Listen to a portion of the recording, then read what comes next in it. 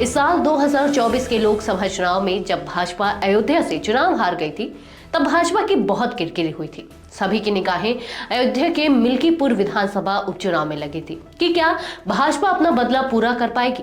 अयोध्या के मिल्कीपुर सीट पर हुए उपचुनाव में समाजवादी पार्टी के प्रत्याशी अजीत प्रसाद, जो कि अयोध्या से सांसद अवधेश प्रसाद के बेटे हैं, वो चुनाव हार गए हैं। आज की रिपोर्ट में हम बात करेंगे कि क्या है समाजवादी पार्टी की इस करारी हार की वजह और कैसे भाजपा ने 9 महीनों के अंदर अपना बदला पूरा किया। नमस्कार, मैं विजयश्री स्वागत करती हूं आपका सियासत नगरी में।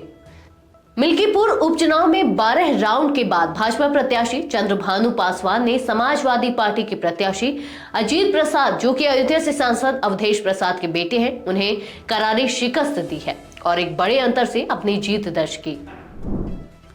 जून में हुए लोकसभा चुनाव में भाजपा को फैजाबाद सीट पर हार का सामना करना पड़ा था। यह वही सीट थी जहां अयोध्या में राम मंदिर बनाया गया है। वहां से भाजपा का हारना एक बड़ी राजनीतिक घटना साबित हुई। इस जीत के बाद भाजपा ने सबक लिया। राम मंदिर दर्शन करने की लगाई गई कई पाबंदियों को हटाने के साथ साथ लोकल स्तर पर नाराजगी दूर करने की कोशिश की गई। मिल्कीपुर सीट पर चुनाव की घोषणा होने से पहले ही सीएम योगी ने यहां अधिक सक्रियता दिखाई। वह लगातार अयोध्या का दौरा करते रहे। इस बीच सीएम कई बार मिल्कीपुर भी पहुंचे, सरकार द्वारा चलाई जा रही योजनाओं की शुरुआत की।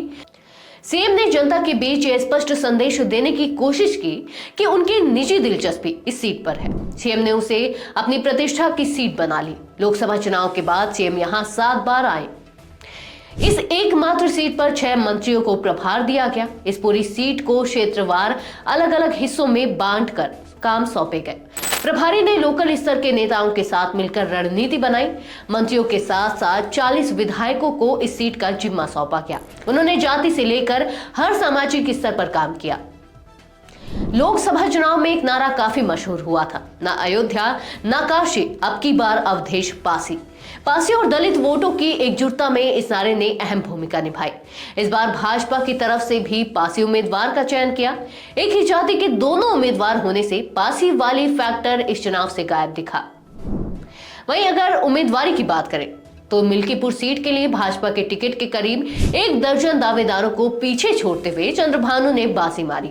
इनमें 2 पूर्व विधायक गोरखनाथ बाबा और रामू प्रियदर्शी भी शामिल थे। इनके अलावा उप परिवहन आयुक्त सुरेंद्र कुमार को भी टिकट का प्रबल दावेदार माना जा रहा था। उन्होंने तो टिकट के लिए आवेदन करने के बाद सरकारी सेवा से वीआरएस के लिए भी आवेदन कर दिया था। इसी तरह और भी कई बड़े चेहरे शामिल रहे। यह थी हमारी एक खास रिपोर्ट। आपको ये कैसी लगी? अपने विचार हमसे जरूर साझा करें। ऐसी और सियासी खबरों के लिए बने रहिए हमारे साथ। धन्यवाद।